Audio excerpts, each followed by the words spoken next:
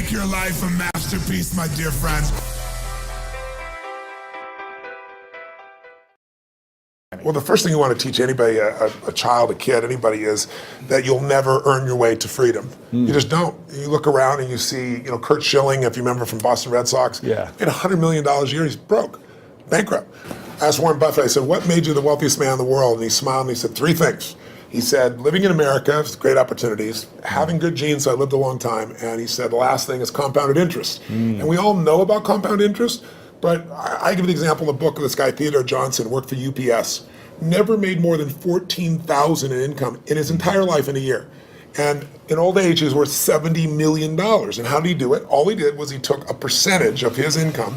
His percentage was 20%. Now, his family said, we can't save any money. But he met a friend who said, if you pretend there's a tax, and the tax just took the money away from you, and you never see it, the money just comes out of your account and goes in an investment account, you'll be financially free. And so he was disciplined, he didn't look at it, it happened. $70 million by compounding. So people's mistake is, and kids don't know this, adults don't know this, that you won't earn your way there, but you can compound your way there. Yeah. What I wanted to do is say, where do you put that money? That's the trick, right? That's the secret. Well, the first trick is actually doing, almost nobody does. Right. The second trick is you really have to understand where you're going to get hurt, because the fees. The fees are just destroy people. You have a whole chapter about the fees. I was like, this is incredible. Isn't it wild? It's nuts. Like, you lose so much money just on the fees. Well, just so people have an understanding, 96% of all mutual funds never match the market. I mean, they never beat the market. So I was just on a morning show this morning, and Michael Bloomberg's, one of his guys that has some of his money. So this is the only industry I know of where people think they can be a doctor. They think they can be a financial planner. And I said to him, well, look, the statistics, Warren Buffett taught me this. He said, Ray Dalio told me this. David Swenson, who took Yale from $1 billion to $24 billion in 2 decades. These are people telling me this. Right. Nobody beats the market except a couple unicorns that nobody has access to. And I said, I didn't say you're not one of them, but I said, here's the truth. 96% of mutual funds don't match the market. That means 4% succeed. Now, what are your chances of picking the right mutual fund? People don't know what they're doing. They put their money in a 401k. They pick a mutual fund not knowing what it is. If you play blackjack, and you and I play, and you get 2 face cards, and your inner idiot says, "Hit me! I want to get 1 chance in a million when you get ace." You have an 8% chance of winning. Right. If you try to get a mutual fund, you got the 4% chance of winning. So what I show people is not only do you not get the result, thinking logically, if I hire someone else to do it, they'll do better than me. But in addition, you pay around 2,000% more than it's worth, meaning you get the same exact product, the same stocks. If you own the index, right? You own a piece of all of America's best companies, say the Vanguard 500 index, 500 top companies, that costs 0.17%, like less than 0.2% versus the average mutual fund is 3.17. So compounded over time. But first, just hear that, so you're just like, the average car sold in America is a Honda Civic. It's $20,000. You can get the Honda Civic for $20,000, or you can pay $350,000. That's the difference between 0.17 and 317. But if you look at it over a period of how old are you? 31. 31, okay. So let's assume you and a couple buddies at 35 managed to put aside $100,000, and you manage not to add any more money, but to grow it at 7% in spite of ups and downs in the market. And you're 65, how much money do you have? Well, if you paid 1% in fees, over those 30 years, your $100,000 became $574,000. Not bad for never adding another dime. Right. If you had 3% in fees, had the same growth, but 3% in fees, you now have $324,000. Almost half as much. $250,000, 77% less money. And you had the same return. It was just the fees. So the world, most people, you ask them, what are your fees? They have no clue. Right. So I've created a site where people can go, they can type it in, you find exactly what your fees are and what you should be paying. And it's highway robbery. Where in the world would you pay $2,000% more for the same exact product? You can only do it because the financial industry makes things so opaque, so convoluted, and people feel overwhelmed. And hard to understand. Very hard to understand. That's why I try to come in here and go, look, time to become the chess player, not the chess piece. Let me teach you so you understand what's going on. It's not that complex. They use all these big words, but when you know what's going on, you don't get screwed, and more importantly, you take advantage of the system instead of letting the system take advantage of you. Yeah, I like that. Now, you've coached some of the world's greatest athletes, former presidents, biggest CEOs. Who coaches you? I've had a lot of people asking me to ask you this question. Who mentors you? Who coaches you today? I have always looked for people that were playing the game at a different level than I am, and or knew the road ahead. I always tell people, anticipation is power. if you ever play a video game against a child, it's pretty disastrous, right? Maybe not for you. You're maybe a different generation. But for me, it's like, it's not the kid is faster and smarter. If they played this game before, like 8 million times. So they know the first shot's here, the second shot's here, the third shot there, and you're like reacting. So when you're reacting to things, you fail. So my mentors have been people over the year, different people. My earliest mentor was a man named Jim Rohn. He was a personal development speaker, just touched my life. Then I was involved in neurolinguistic programming, NLP, when I was, 21, 22, 23 years old. I became partners with a man named John Grinder, brilliant man, co-founder of that. But in my last couple decades, it's been people like Peter Guber, who owns the LA Dodgers and owns the Golden State Warriors NBA team, and he's just brilliant. He's got 52 Academy Award nominations, so he's a mentor for me. Paul Tudor Jones, I coach, but also I'm coached by him because we get to pitch and catch. And then, I've got some people in my life that, like Steve Wynn is a dear friend of mine, built most of Las Vegas. He's brilliant. And these guys are all 18 years my senior, so they know the road ahead. And I'm able to learn from them in advance and then kind of anticipate things. And that, to me, is incredibly valuable. Yeah, very cool. Now, I want to ask you how you personally handle a breakdown. Because I've been to your workshop, and incredible experience. Thank you. And you teach people how to overcome their fears and how to handle breakdowns, but how do you personally deal with it? And do you even have any breakdowns? Yeah, they sent me a list of questions you had just to kind of give me a peek. That was one of the questions, and I was like, it's interesting. It's breakdowns, it's certainly not something I experience, but it's not because I'm so talented or so brilliant or so fearless. It's just, you're like an athlete. You're an athlete. You're in shape, right? You're not going to have a reaction in your body like somebody who doesn't take care of themselves. Right. So, I don't believe in emotional intelligence. I think it's useful, but I'm more interested in emotional fitness, because intelligence is a capability. Fitness is a state of readiness. Interesting. If you are fit, you can take that demand right now and you can deal with it. You can deal with that physical stress, that emotional stress. Same thing's true with psychological fitness, emotional fitness, right? So I'm pretty fit, and part of that is not because I'm so smart. Part of it is that I've taught this for decades. I remember I had a woman who came to one of my seminars in her, early 80s probably, and she would run in this room, 10,000 people. I think it was, she went to a couple of 10,000 person events, and she would get in this front row and fight her way through there.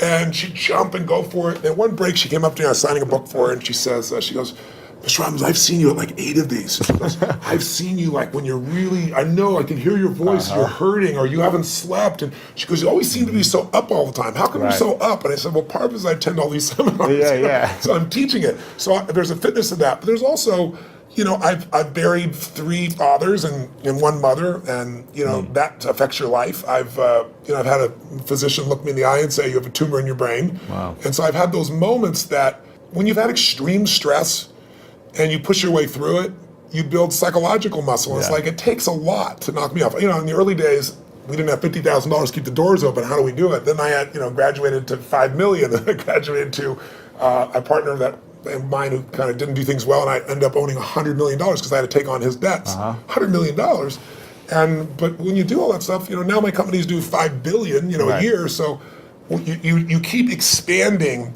what I would call really the circle of the threshold of your influence. Sure. Everybody has a threshold of control, and if you get beyond it, you kind of freak out. So it takes a little bit more. I can't. So you don't have breakdowns. I don't have a breakdown. Do I get pissed off or get frustrated or tired? Yeah, but a breakdown, honestly, no. So how do you handle it if you get tired of something? I sleep when I can. Okay, cool. I mean, it's pretty simple.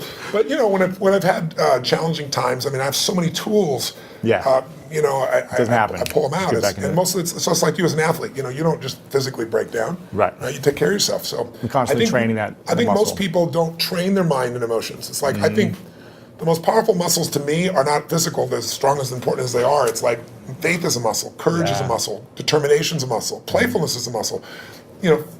Passion unexpressed weakens. Faith untested gets smaller. So I'm always, I call it deep practice. I'm always pushing myself to the edge, and pushing yourself to the edge makes you stronger. In the book, I was really excited to hear you talk about, you say the secret to wealth is gratitude. Somewhere in the book it says that. And I think maybe it was someone else you were referencing. Yes, it came from Sir John Templeton. And every day I practice gratitude. When I wake up, and every night, I always try to say to my girlfriend or someone I'm talking to before I go to sleep, 3 things I'm most grateful for. That's great. Now, why? So I was pleased to see that. I was like, I'm on the right track if I'm living in gratitude. But why is that the secret to wealth? Well, Sir John Templeton is probably one of the greatest investors in history. People don't know his name. He started out with nothing. He wasn't Sir. He wasn't from another country. He came from the U.S. And he decided that he wanted to understand wealth, and so he saved $10,000, a huge amount of money in those days. And when Hitler invaded Poland, he developed a belief. And his belief was, you make your money in times of maximum pessimism. Like if you were around in 2008, 9, you remember what it was like, right? Yeah. You could have bought, the Sands in Las Vegas, you could have bought their stock for $2.28. Today it's $67. Wow. It's a 3,000% return. Not bad. You could have bought Citibank for less than $1, right? So people in those times, he understood that, and so what he did was, and everybody thought the world was going to end, he took $10,000, he bought every stock on the New York Stock Exchange that was $1 or less, including companies everybody thought were going bankrupt. But when things are bad, people think it's going to be bad forever. When things are good, they think it's going to be good forever, and they're always wrong. Life's cyclical. So there's a season for everything. So once we got through World War II and a few years later, guess what? Those same stocks made him a billionaire. So when I asked him, I said, what's the secret to wealth? His response really touched me. He goes, you know it, you teach it. I said, what's that? He said, gratitude. And I said, why do you say that? He said, because if you got $1 billion and every day you live pissed off and frustrated, the quality of your life is called pissed off and frustrated. Right. But if you have nothing, but you're euphorically grateful for whatever you have, you're the richest person that you're going to know. He said, so it doesn't matter how much money you got if you don't have gratitude. So I do the same thing, by the way. I have a process I call it priming, where I get up every morning. I do mine in the morning. I do this radical change to my body, kind of alter my state. And then I do 10 minutes, I never miss. And my first 3.5 minutes is what I'm really grateful for. And I make myself think of at least one of those three that's something really simplistic instead of something giant. The wind on my face, the look in one of my kids' eyes, something of that nature. And then I do 3 minutes of strengthening, healing. I do 3 minutes of what I'm going to create my world. And I do that for a minimum of 10 minutes every day, because I believe you have to condition it. You don't just hope that stuff shows up. You set your intention each morning. Well, no, every day. Yeah, Every very day. cool. So what are you most grateful for recently in your life? Gosh, so many things. Well, it's Thanksgiving, so one piece. Well, one is my daughter is 40 years old, and she's been wanting a child forever, and she's going to bring me a grandson in a few months, which is kind of cool. Congratulations. Thank you very much. That's cool. But also, it's Thanksgiving, so for me, it's a very emotional time, because my family was fed when I was 11, and we had no food at Thanksgiving, and it touched me so deeply, and I decided I was going to give back. So when I was 17, I fed 2 families, and then 4, and then 8, and then I didn't tell me I was doing it, and then I got my friends to do it, and my companies grew, and I've fed 42 million people now over 37 years. And but you have a challenge for this, right? Yeah, well, this one, what I did is I decided, I'm writing this book, and in the middle of writing it, last summer, most people didn't even notice, Congress cut food stamps. They don't call it food stamps anymore, but I lived on them, so I know what they are, food stamps, with my family. Family lived on them. But they cut it by 8.7 billion, which means you eliminate 2 million people from the rolls overnight, and they still need to eat. Wow. So I support all these nonprofit organizations, and Feeding America is the largest in the country. And so I thought, I want to call attention to this. So if I donated all the profits of this book in advance, how many people could I feed? Because I normally feed 2 million through my foundation, and I match it. So we feed 4 million a year. And they said you could feed 10 million people. I was like, wow. I'm in. And then as the years gone by, I got more and more inspired. And so now I'm going to feed 50 million people personally, not just from the book. I'm writing a larger check on top of it. But also, I'm working with Feeding America to get matching funds to feed 100 million people. Incredible. So to go from my family not being able to eat to feeding 100 million people is a pretty amazing sense of gratitude and a sense of grace. And I've done my part, but there's been grace in that as well. It's amazing. It's incredible what you're doing, and very inspiring. So thank you for doing that. So anybody gets the book, You're feeding I'm not getting any families. profit, it's for you. But it'll also feed on average 50 families every book. 100% is being 100%. donated. 100%. Not only 100%, More than that. Yes. That's amazing. Yeah. Now, I think I also read in the book, I don't know if you said this or someone else said this, but the key to living is giving. Yes. Now, I think I might have heard you say this actually back when I first saw you when I was 16 at an event. And I remember thinking, I don't have anything to give. I don't have any money. How am I supposed to invest my money? 10, 20% every month. And then how can I give on top of that? But I really understood that, it's so valuable and important to give. And I work with a lot of nonprofits myself, building schools for kids around the world. That's wonderful. And I've seen a big impact in my life, in the way I'm able to serve people. Sir John Templeton told me that he's never seen anyone tithe, which, tithing is usually 10% of what you earn, for at least a decade, who didn't become incredibly financially free. Wow. And I think the reason is, I had a moment like when my whole life changed. It was kind of twofold. I was really young, like yourself back then, right? Working my tail off, trying to build a business. And you have big goals, you don't always succeed to start with. It just come together, right? It was hard. And I remember I was so frustrated because I was working 18-hour days and nothing was working, and I was broke, and I felt embarrassed. I should be doing better than this. Sure. And so I was driving home from Orange County on the 57 freeway in San Gabriel Valley out near a place in Pomona, California. It probably doesn't matter anybody else, but I can remember it so vividly because it was almost midnight. And I was at this breaking point. And then I was like, why am I not, doing better? And then I just pulled over the road, and I used to keep these journals. I still have them, written journals. And I wrote in big lines, the secret to living is giving. And I started to cry. And I realized, I am so focused on what am I not getting. Receiving. I'm not focusing on what I'm giving. Yeah. So for 6 months, man, it turned me around. But then, something else to get in your body. It was in my head, it was in my heart, but it had to get in there to stay. And I started going through some really tough times, and I lost everything financially. And I was mad at everybody because I'd loaned a friend $1,000, and I'd been doing well, and he didn't even return my phone call. Oh. And what changed me was I was down to, I don't know, 22, 23 bucks, something like that. I don't know, it was $24. Enough that I knew that I didn't have money for food for the next week, clearly. And I didn't have any prospects. And I was living in Venice in this 400 square foot bachelor apartment, feeling sorry for myself, getting pissed off. And I thought, you know what, I got to eat. So I'm not going to drive my car because I'm not going to spend the gas. I'm not going to pay for parking. Sure. I'm going to go to an all-you-can-eat place and load up for the winter, right? So I can get more, like one meal a day. Right. And so there's a place called Marina del Rey, not far from Venice. And it's a beautiful community, and it's right on the water. And there's a place called El Chorito. It's still there. It's a little restaurant. It had taco bar and all that kind of stuff.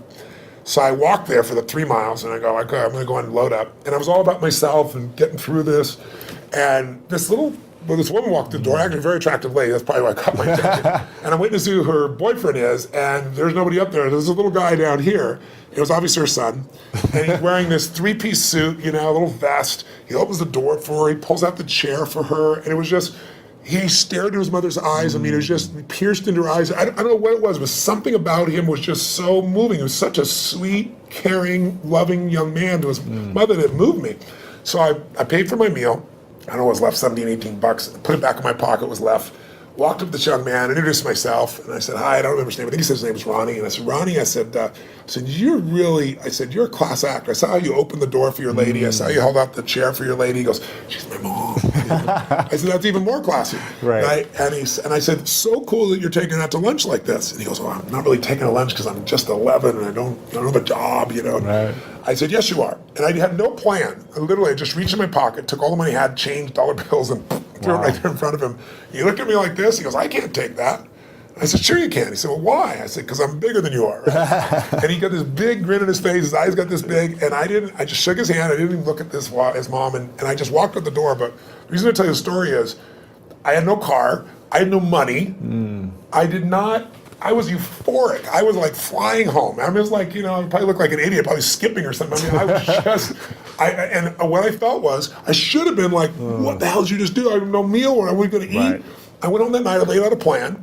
And the plan was going to take me, 10 days, 2 weeks. So I thought, well, people fast for a week. I could fast for a week, that type of thing. And I have this great mindset about it. And I woke up the next morning, and I get the old regular snail mail shows up.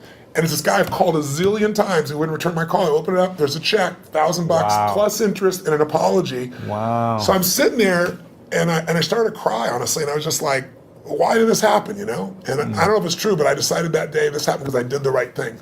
Because I didn't have a plan. It wasn't a strategy. I just felt this little soul beside me. I knew it was right, and I did it. And I didn't do it because I thought I could or I couldn't. I didn't even think about it. And that's the day I became a wealthy man, because I didn't have any money, but scarcity left my body. And I had plenty of ups and downs since that time, in various times in my life, but I never went back to that, oh my God, how's it going to happen? It's like breathing. Do you stop and say, God, is there going to be any air before you take a breath? You know it's going to be there. Right. You don't run your life by that aspect. And so that to me is what it's about, is showing people, if you won't give a dime out of a dollar, don't bullshit yourself. You'll never give $1 million out of 10 million or 10 million out of 100 million. It's just not going to happen. Right. But if you can do that now, you don't ever get beyond scarcity. You start behind it. You make a decision to get beyond it. So how does someone, when they're living in scarcity, they're living in fear, and it's like this emotional feeling. It's in your body, like you say, when you're like, I can't even pay for my meal. How am I going to start giving? What are some things that people can do to start overcoming that mindset, or start strengthening it, or shifting it? So I'll tell you a couple things. I'll tell you what I did when I was first on my own. I got my mom kicked my dad out when I was 17. She was a very powerful woman. I had 4 fathers, so they all learned how to get the boot. She thought I was on his side, so she kicked me out next. I was 17. She chased me out with a knife. She wouldn't have hurt me, but I wasn't going back in the room. Wow. And so I had to figure out what to do. And I didn't play stay, and I was staying in somebody's laundry room for a while, and then I started reading and feeding my mind, and then I developed this little system, and the system was really simple, and I tell people now, as I say, number one, every single day, you got to feed and strengthen your mind. Until you do that, you're always going to be in fear. Because fear is automatic. The human brain is designed for survival. It's not designed for success. Your brain is not designed to make you happy. That's your job. Right. And the only way you're going to do it is if you feed your mind, because otherwise, weeds grow automatically. My coach, my mentor, Jim Rohn, used to tell me, so Tony, every day you got to stand guard at the door of your mind. You got to watch what's going in, because if you're not careful, stuff will go in. And he said, and all the times it's somebody who cares about you. He said, if your family. If your worst enemy puts sugar in your coffee, he said, what happens? I said, you got sweet coffee. He goes, what if your best friend by accident, or your family, don't mean to, they drop one drop of strychnine in your coffee, you're dead. He said, so life, sugar, and strychnine, and watch your coffee, right? Right. So every day I decided, I'm old enough, honestly, there was no internet those days, and pretty ancient. I used to go to the library, because it's the only place you go. And I'd read biographies, I'd read people's lives, and it'd make me go, wait a second, as bad as I think it is, the greatest people in the world had it worse. Sure. So there's something here. So you feed your mind. Jim Rohn used to say to me, skip a meal, but don't skip reading. He said, read 30 minutes a day, I don't give a damn what it is. And today, I don't mean internet crap, I mean, read something, a biography, read something that's a strategy, read something that's going to change your life. Then the second thing I tell people is feeding your mind's great, but you've got to also strengthen your body. And you do that as an athlete naturally. I learned to do that because fear is physical, right? You know where you feel it. And if you go work out, if you go lift, if you go run, even if you're out of shape, you just go for an intense walk, that experience alone changes your life. Every day of my life, the first thing I do before I do my priming, if I'm at one of my homes, I jump in some hot water for fun, and then I jump in freezing water. And I have, a river, and one of my homes in Sun Valley, and I've got cold plunges everywhere else. So I go in 57-degree water, boom. And what it does is it's teaching my brain, I tell my brain what to do, and it does it. It doesn't feel like it, doesn't want to do it, and every cell in your body is alive, right? So it doesn't have to be 2 hours with something. It can be something you do for 30 seconds, but it's training your body to be strong, because a strong body creates a strong mind, and vice versa. Yeah. The third thing I tell people is find a role model. It seems impossible until you see somebody who's done it. So, Ray Dalio is one of the greatest investors in history. The guy was a caddy, right? His dad was a jazz musician. His mom was a homemaker.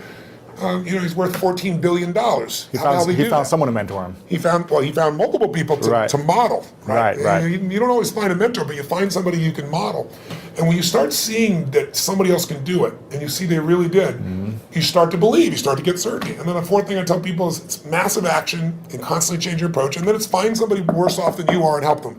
Because when you do that, it gets you out of yourself. And that's what I really have people do. That's what we do at Thanksgiving. We have our basket brigade where 2 million people get fed. Amazing. Not the one I do, the one that I get people to do. And it's amazing. People go in there and they see, my God, I thought my life was tough, but look at this person's life. It makes you appreciative. It puts life in perspective. Yeah, very cool.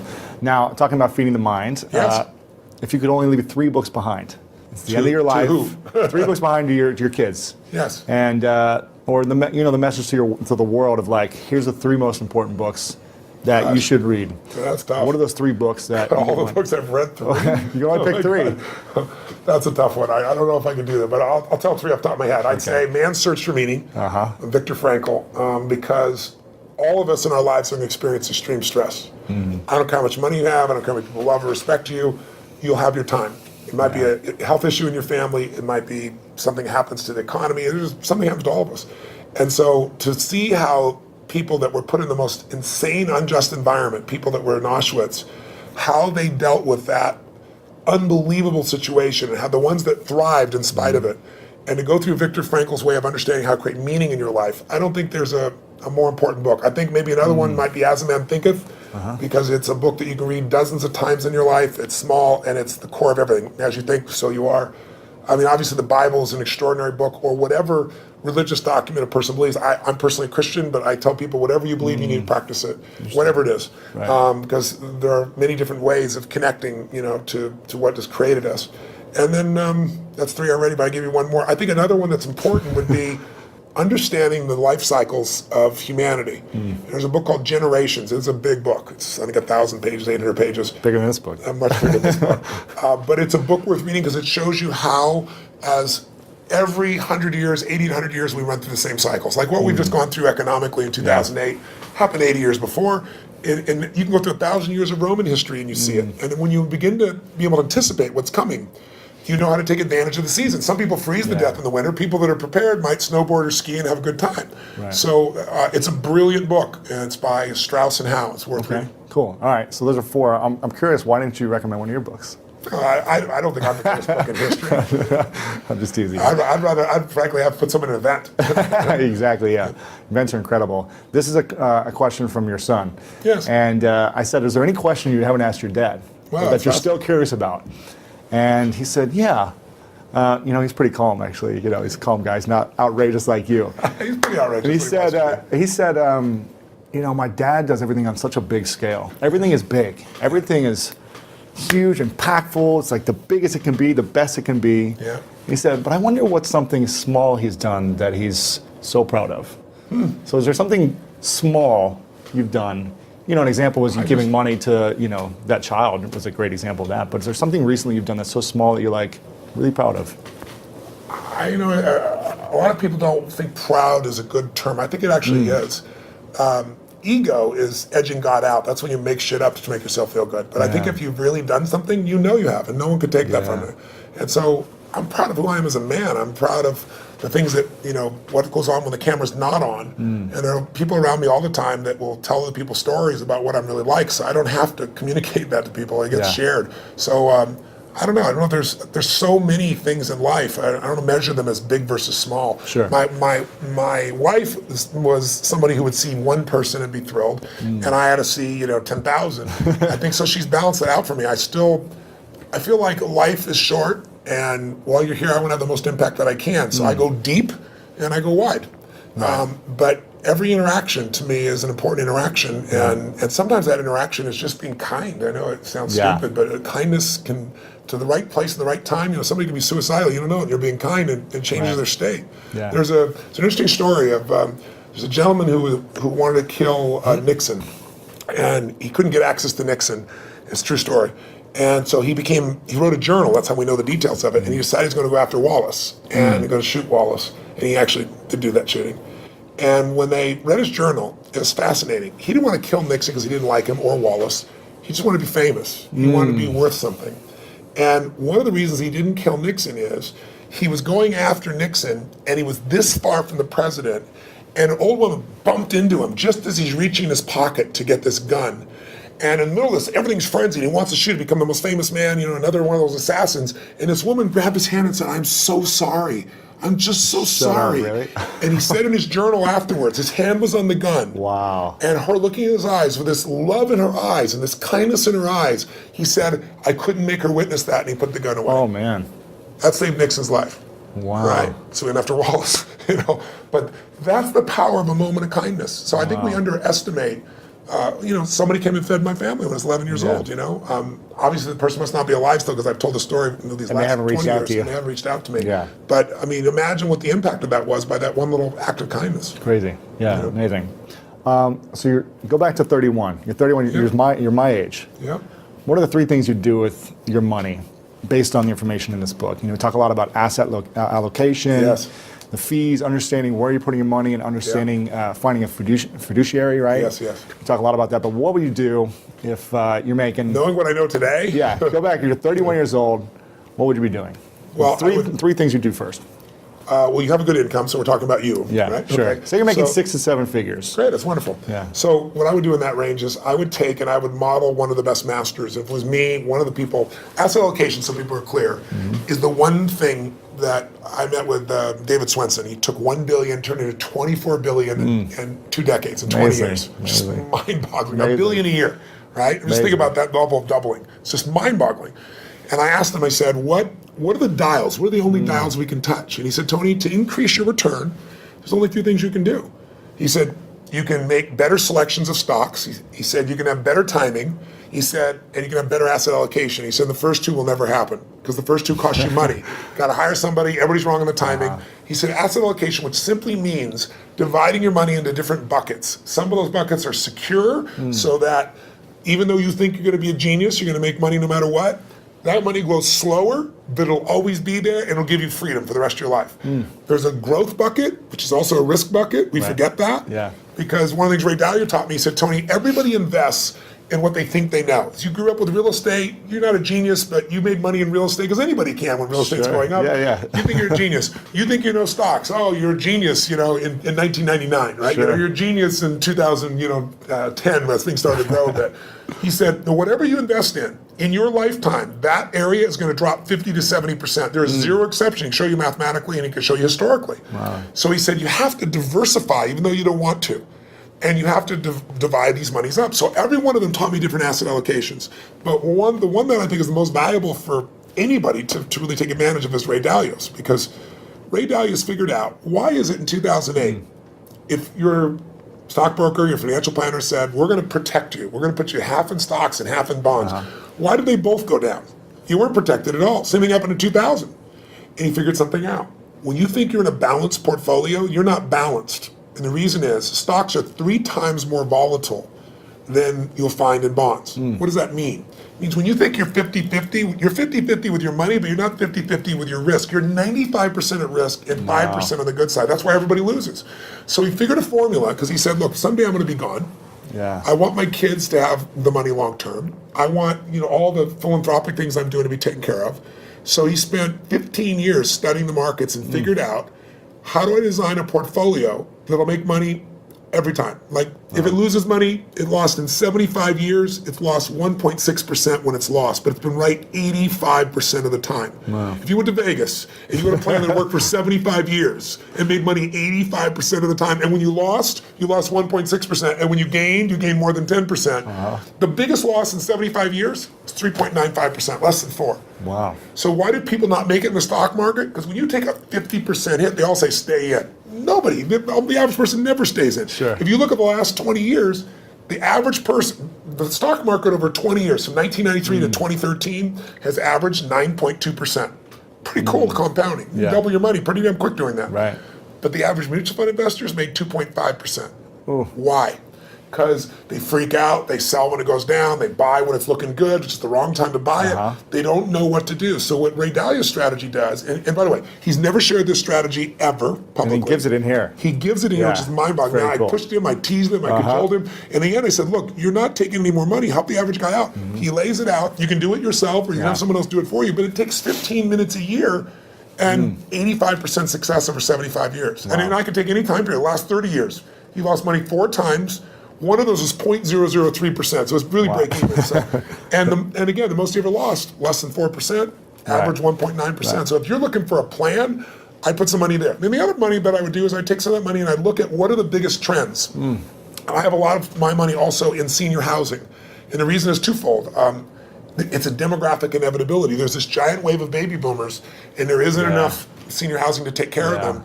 And I like it. I like to create a quality place for someone to be able to be lived and taken care of and so forth. But there's huge income from it, and there's the growth in the asset itself. So I'd be looking at what are the big trends, but I would make sure I locked down a segment of my money that I took a percentage of my income no matter what, and I made it really big, and I made it so I never have to work again. And that's where I am now. I don't have to work. And what's ironic is, when you interview people that make at least $750,000 a year, right, just under $1 million, 80% of them say they'll never retire. When you interview people that make a very little amount of money, they all talk about wanting to retire. And the people that do retire say they'll retire after 75. Like, Steve Wynn's my buddy, he's 72. Warren Buffett's 84 now. Still working. I met with Jack Bogle, who created Vanguard. He's been in the business 63 years. Wow. He's 85 years old and such a genius. Sitting down there, he spent 4 hours with me, by the way. He came by for 45 minutes. He wrote in the book here, he goes, Tony Robbins came by for 45 minutes. 4 hours later, I had the most provocative and probing interview of my life, he said. But the guy's still in the game. Because the real goal is not to have to work. If you don't work, you'll go stark raving mad, because we all need to be productive to feel alive. Yeah, interesting. A couple questions left for you. Sure. One of them is, what's your definition of greatness? I don't know. I think everyone has greatness. I don't like that separation. I respect it, because in sports, I think it's really easy to measure. But sports is one aspect of life. I think everyone has the opportunity to be great. To me, being great is being outstanding, to stand out from all the rest. And as you know, in sports, it can be by a few microseconds, right? In the Olympics, it can be a nose hair, and you stand out. If you stand out, you show other people what's possible. Not everybody likes that. Some people get angry and think you're showing them up. Other people get inspired. I've always been inspired by somebody who's the best in the world at what they do. And so I think greatness is somebody who just will not settle and finds a way to do, be, share, and create in life what they want, as opposed to fitting in. I think most people are trying to not be rejected. I wrote in this book, I took a quote from Aristotle saying, how do you really live your life? Well, if you don't want to upset anybody, it's really simple. Don't do anything, don't say anything, don't be anything, and everybody will like you. You know? But if you want to have a quality life, I think you just have to put yourself on the line. And so to me, greatness is people that put themselves on the line, they keep growing, they won't settle. So what's next for you? What are you still up to? I mean, why are you going after inspiring 100 million people, feeding 100 million people? What's next? Why not? Right? It's like, what else are you going to do with your life? I look at, there are lots of challenges. I mean, this was a problem I wanted to go after. It's a problem because people are being abused by a system that nobody means to abuse it. It's just, it's not an evil system. It's just, you have large corporations that are set up to make a profit, and that's their job. They're not set up to make you as an investor more profitable. So they take care of their shareholder first. So they get all the fees they can. They manipulate the system. So I want to give people freedom. To me, that's valuable. But, what I do with my life is I look at what I see that moves me. I mean, I always tell people ask me about speaking, they say, how do you be an effective speaker? I said, don't speak about shit you're not passionate about. And that you don't have a true edge where you can help somebody. If you can add massive value and you're passionate about it, then talk about it. Otherwise, shut the what up. That's my view. So when I find things that I'm very passionate about, I like to go deep. I think we live in a Facebook world, a Twitter world, a tweeting world, texting world where people are, by technology, not realizing they're becoming more and more shallow. I mean, there are people ending relationships by texting now. It's like, just, are you kidding me? They go, why is the person upset? I can't understand. Did you see this? I texted you. And I look at them going, are you kidding? But technology is making us think that our Facebook friends are our friends. I mean, give me a break. There's only a few friends you can go deep with. You can't have 10,000 friends and go deep. And I think a lot of people are dissatisfied because technology is making us go faster and faster. So I look for things to go deep in. And I think in our lives, there's a few areas that matter. Your body, your emotions, your spirit, your relationships, your economics, your business. Those half dozen or so areas I like going deep in, and I'm going to keep doing it. Sure. Chad Moretta asked me he said, all the interviews you've done lately for promoting this book, they've been very intellectual. And he said, I'd love to see you get him in his physical state and show your move. So in a second, I want to see if you'd be open to doing a thumb wrestling and getting into state so we can show people how you do this. If you're open to it. If you're open to it. In a second. You go getting in state. Getting in state that's not what it's about. So go ahead. I would love to see how you get into it right before you're going on stage or whatever. I don't go to state to thumb wrestle. Trust me. Arm wrestle? Yeah, no. But before we do that, if you're open to it, I just want to acknowledge you, Tony. I think it's you've had a huge impact on my life and so many people. I posted last night. I'm going to be interviewing Tony. Is there any questions you guys might have? And hundreds of comments and questions of people saying how you've impacted their lives. Wow. So I just want to say thank you for creating the spark for so many people, including myself when I was 16 and watched you for the first time. Where did you come to the seminar? It was in St. Louis, Missouri, at the Javits Center back in the day. Yeah. It was. I don't think it was UPW. It was like. It's a one-day event, wasn't it? It might have been 1 or 2 day. I remember it was like.